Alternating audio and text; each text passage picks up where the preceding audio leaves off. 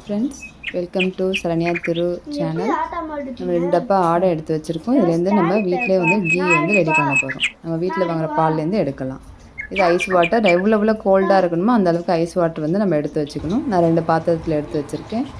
ஒன்று வந்து நம்ம ஊற்றி அதில் அரைக்கிறதுக்கு, இன்னொன்று வந்து வெண்ணெய் எடுத்ததுக்கப்புறம் அதில் மிக்ஸ் பண்ணுறது, எடுத்து போடுறதுக்கு.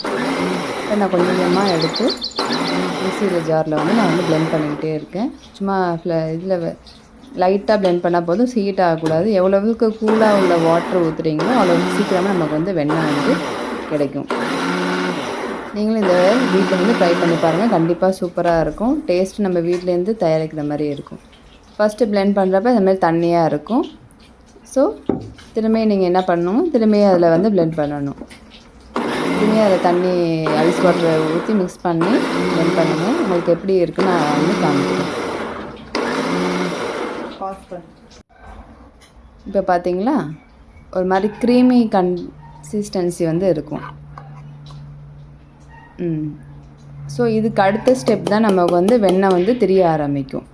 ஸோ திரும்பியும் நீங்கள் என்ன பண்ணுங்கள், திரும்பியும் வந்து பிளெண்ட் பண்ணி ஐஸ் வாட்டர் ஊற்றி பிளெண்ட் பண்ணிங்கன்னா இந்த மாதிரி திரியாக மேலே வந்து வந்துடும். வெண்ணெய் தனியாக வந்துடும், அதில் உள்ள தண்ணி தனியாக வந்துடும். ஸோ நீங்கள் தண்ணியை வடிகட்டிட்டு வெண்ணெயை மட்டும் நல்லா வந்து இறுக்கி பிழிஞ்சு அந்த நான் ஐஸ் வாட்டர் பாத்திரம் வச்சுருக்கேன்னு சொன்னேன்னா அதில் வந்து இதில் போட்டுட்டிங்கன்னா வெண்ணெய் வந்து பாத்திரத்தில் ஒட்டாமல் தனியாக அப்படியே இருக்கும். அதுக்கப்புறம் வெண்ணெய் எடுத்ததுக்கப்புறம் எல்லாத்தையும் எடுத்து ஒரு கனமான பாத்திரத்தில் ஸ்லோ ஹீட்டில் வச்சு நம்ம ஹீட் பண்ணணும். கிண்டி விடணும், அப்பப்போ கிண்டி விடணும். அடியில் வந்து பிடிச்சிக்கக்கூடாது. ஸோ ஸ்லோ ஹீட்டில் வச்சு கிண்டிகிட்டே இருந்தீங்கன்னா கொஞ்சம் கொஞ்சமாக வந்து அந்த இது மாறும். ஃபஸ்ட்டு வந்து இந்த மாதிரி தான் இருக்கும். வெண்ணெயெல்லாம் ஃபுல்லாக உருகினதுக்கப்புறம் எல்லாம் தண்ணியாயிரும். ஒரு இந்த ப்ராசஸ் வந்து ஒரு 15 மினிட்ஸ் மேலே நடக்கும், நம்ம வெண்ணெய் போடுறதை பொறுத்து. அதுக்கப்புறம் ஸ்டேஜில் பார்த்திங்கன்னா இந்த மாதிரி இருக்கும், எண்ணெய் தண்ணியாக இந்த மாதிரி வந்துருக்கும். இதுவும் வந்து பதம் கிடையாது, இன்னும் கொஞ்சம் நேரம் இருக்கணும்.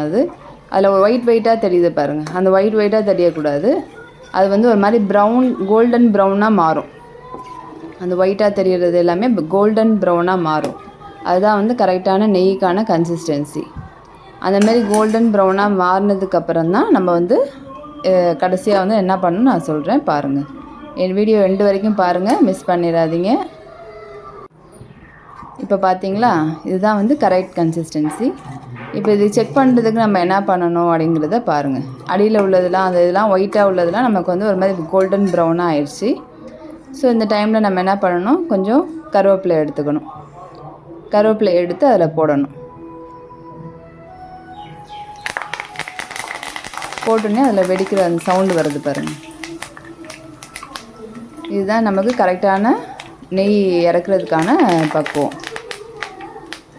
இதுக்கப்புறம் நம்ம வச்சுருக்கணும் தேவையில்லை. இதோட அவ்வளோதான். நம்ம கிண்டி விட்டுட்டு ஸ்டவ்வை வந்து ஆஃப் பண்ணிடலாம்.